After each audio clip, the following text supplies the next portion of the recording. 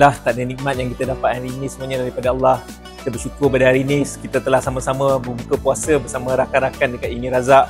Alhamdulillah, lepas kita buka puasa, kita sama-sama solat maghrib, solat isyak, solat tarawih sama-sama dipimpin oleh Encik Diaudin.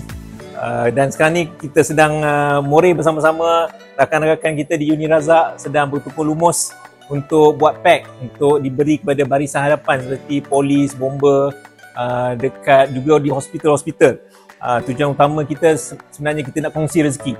Kita ingin mengucapkan terima kasih kepada barisan hadapan yang telah bertukar lumus walaupun bulan puasa mereka sanggup bekerja lebih masa untuk masyarakat sekitar dekat sini.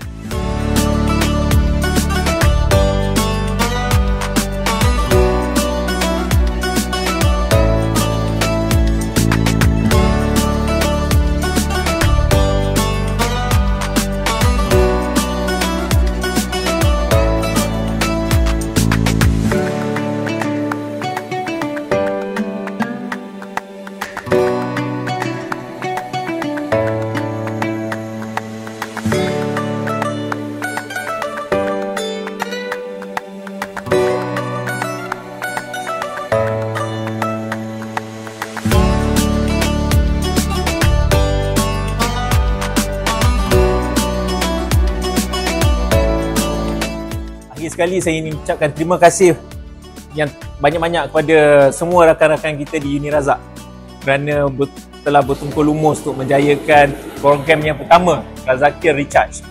Tahniah saya ingin ucapkan kepada yang menjayakan program ini.